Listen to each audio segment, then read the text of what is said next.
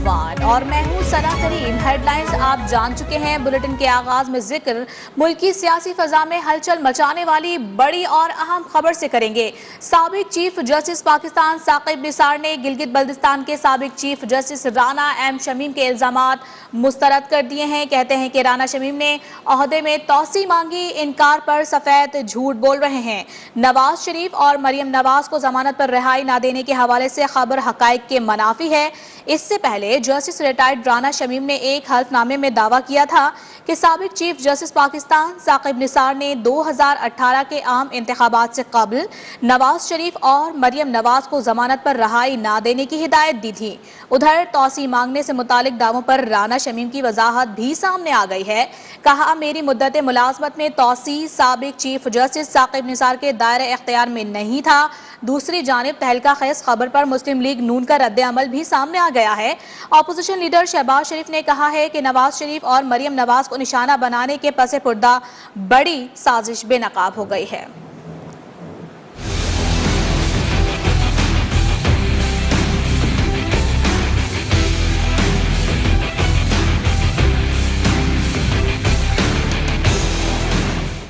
दस्तावेज के मुताबिक गिलगित बल्तिस्तान के साबिक chief justice Rana M Shamim ने ओथ कमिश्नर के रूबरू अपना हल्फनामा 10 नवंबर 2021 को जमा कराया, जिसमें लिखा वो इस वाक़े के गवाह थे जब उस वक्त के चीफ जस्टिस पाकिस्तान साकिब निसार ने हाई कोर्ट के एक जज को हुक्म दिया था कि 2018 के आम इंतखाबात से कबल नवाज शरीफ और मरियम नवाज को जमानत पर रिहा न किया जाए। दूसरी जानिब से यकीन दहानी मिलने पर साकिब निसार पुरसुकून हो गए। साकिब निसार उन दिनों खानदान के हमरा छुट्टियां गुजारने के लिए गिलगित बल्तिस्तान में मौजूद थे। साबिक चीफ जस्टिस साकिब निसार ने राना शमीम के बयान को सफेद झूठ करार दे दिया। टेलीफोन पर राब्ते में साबिक चीफ जस्टिस का कहना था राना शमीम बतौर चीफ जस्टिस गिलगित बल्तिस्तान तौसी मांग रहे थे जो उन्होंने मंजूर नहीं की। एक मर्तबा राना शमीम ने तौसी न देने का शिकवा भी किया। साबिक चीफ जस्टिस गिलगित बल्तिस्तान राना शमीम ने तौसी मांगने से मुताल्लिक इल्जाम मुस्तरद कर दिया। कहा, साकिब निसार के पास मुझे तौसी देने का इख्तियार ही नहीं था।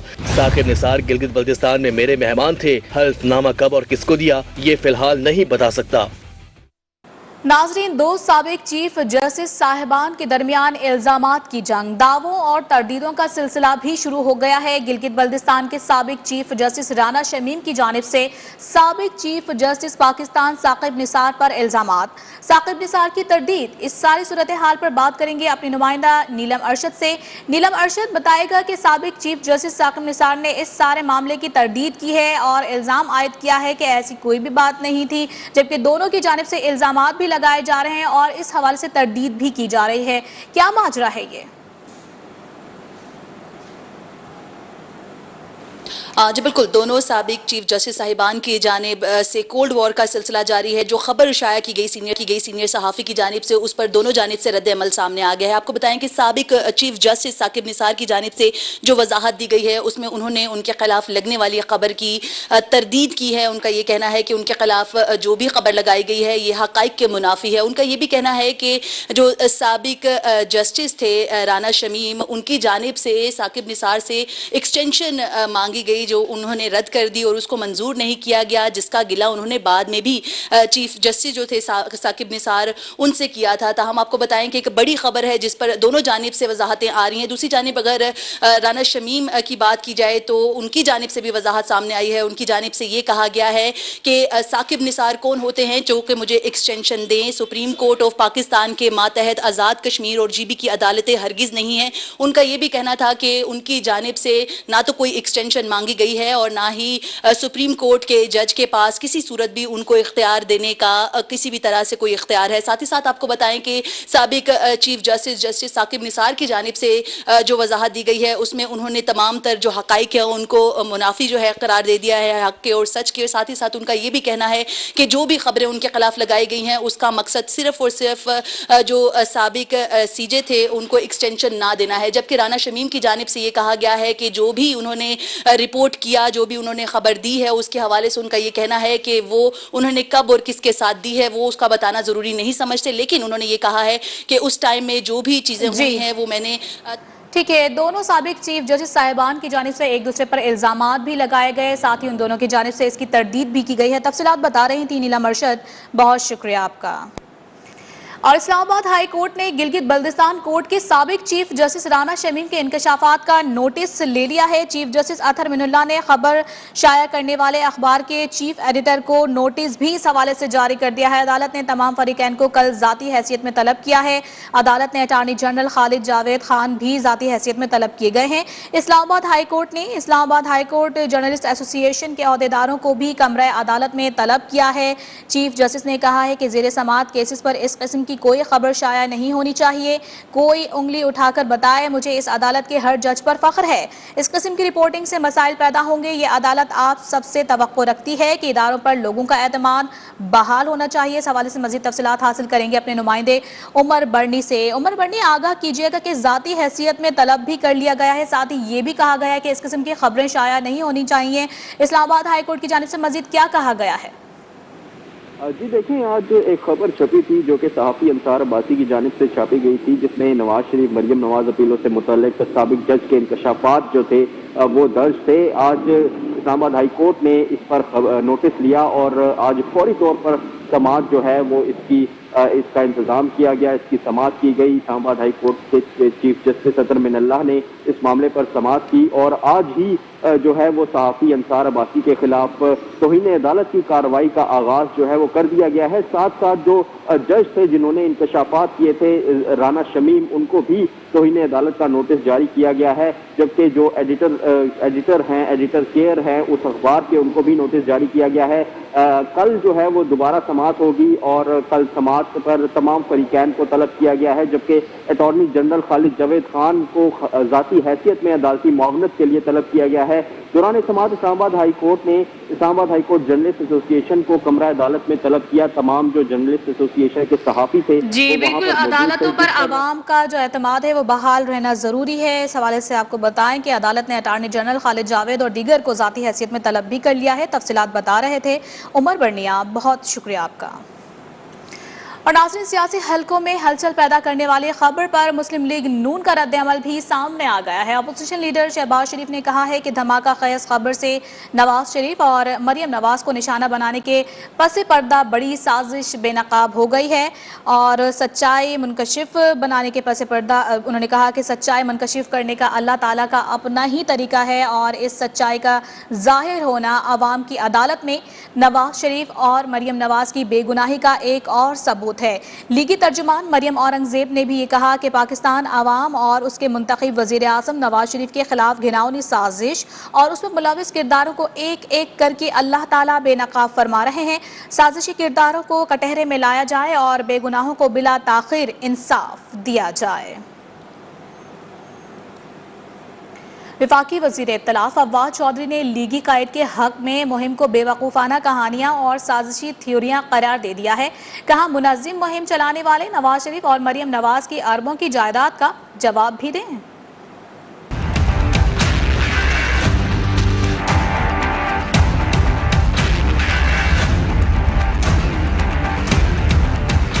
वफाकी वज़ीर इत्तलाफ फवाद चौधरी ने लीगी कायद के हक में मुहिम पर मीडिया को आड़े हाथों ले लिया। ट्वीट में लिखा, मुल्क में नवाज शरीफ को मजलूम साबित कराने की मुनज़्ज़म मुहिम चलाई जा रही है। बेवकूफाना कहानियां और साजिशी थ्योरियां गढ़ने के बजाय ये बता दें कि नवाज शरीफ ने एवनफील्ड अपार्टमेंट्स जो बाद में मरियम नवाज की मिल्कियत में दे दिए गए, उनके पैसे कहां से आए। मरियम ने कहा, मेरी लंदन में तो क्या, पाकिस्तान में भी कोई जायदाद नहीं। अब अरबों की जायदाद सामने आ।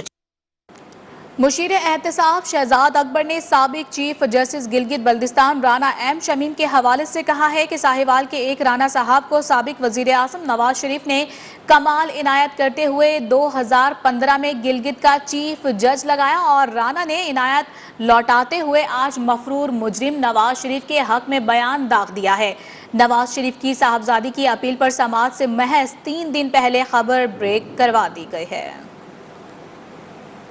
खबरों का सिलसिला जारी है, यहाँ वक्त हुआ है ब्रेक का, हमारे साथ रहिएगा।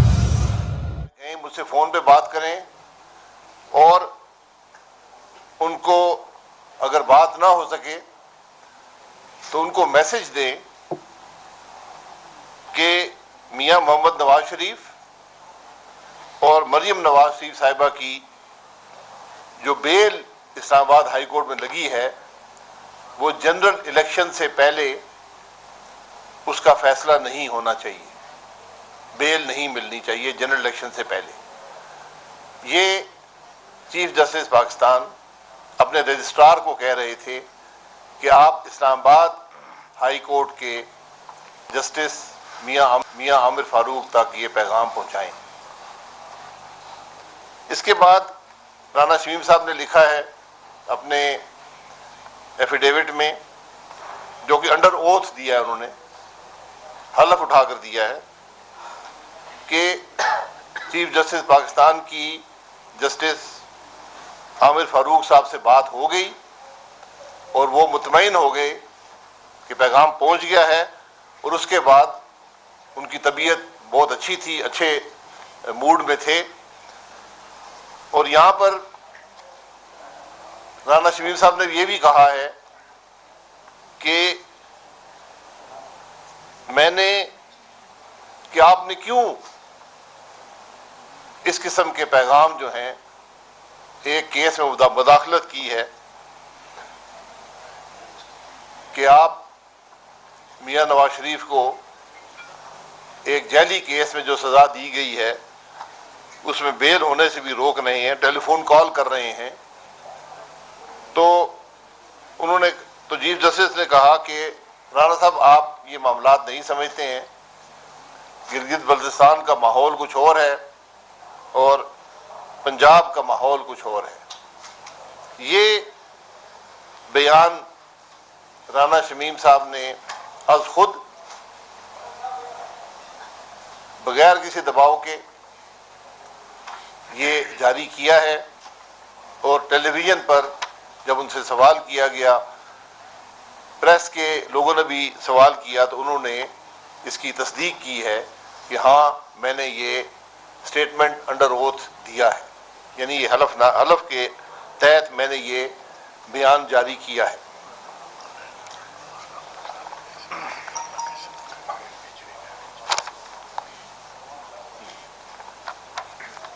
इस सारे मामले का पस मंजर भी पाकिस्तान के अवाम के सामने रखना जरूरी है।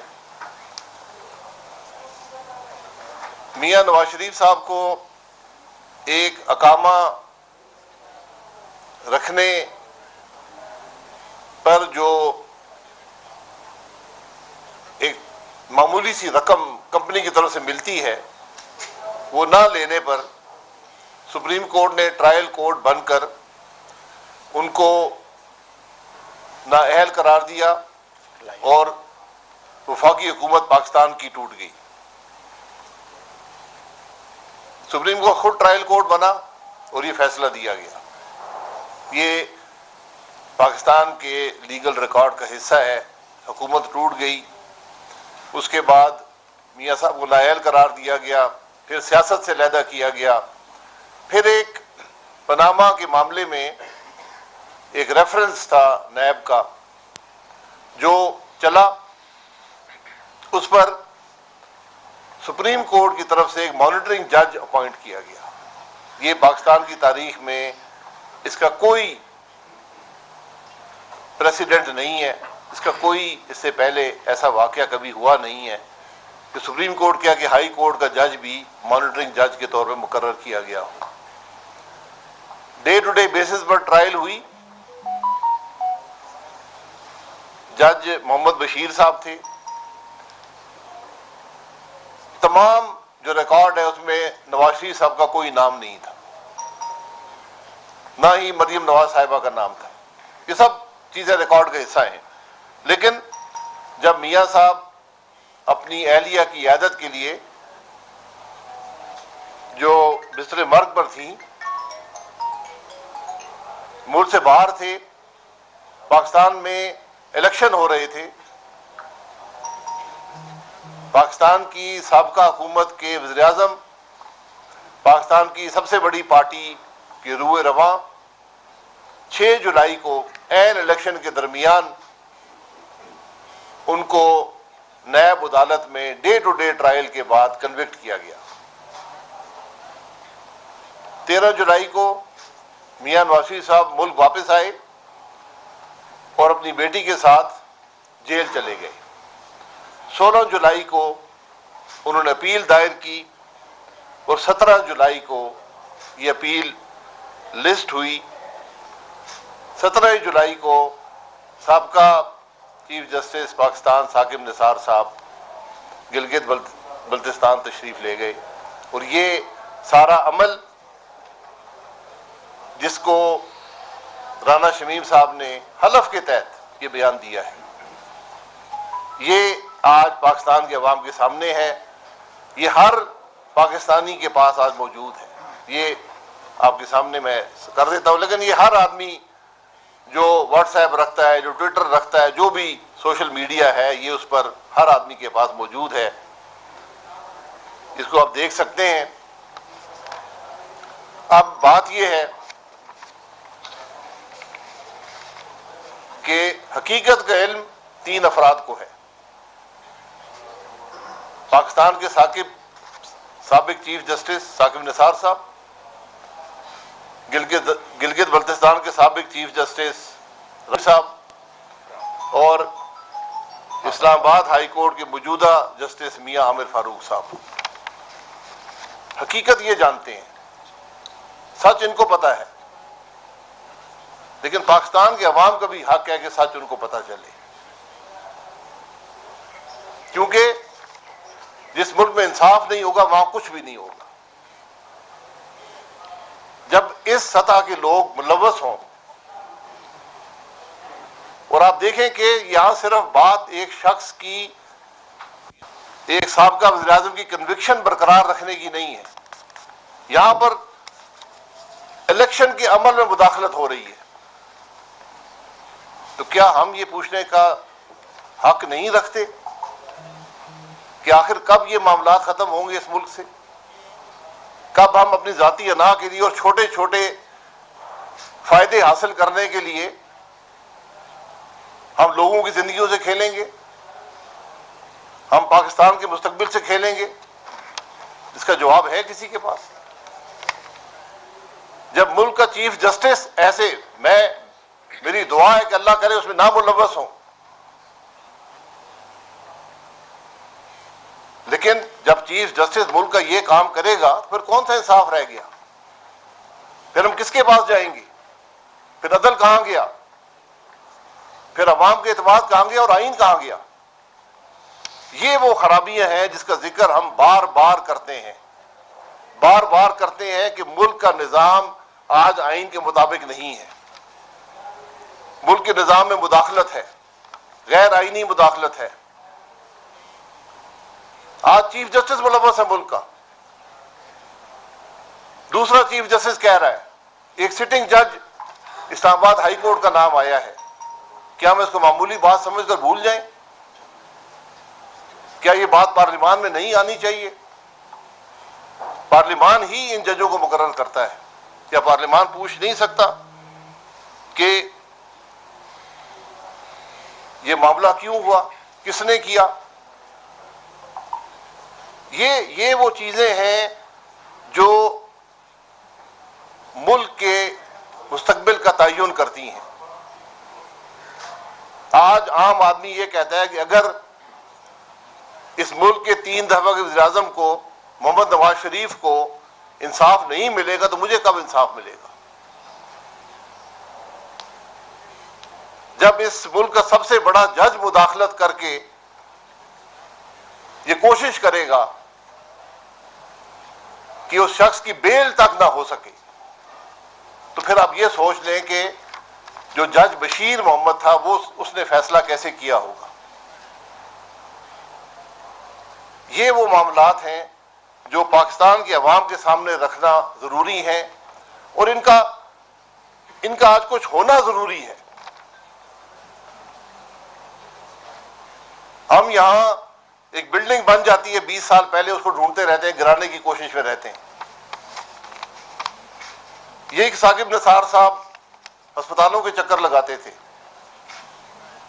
डैम बनाने की कोशिश की।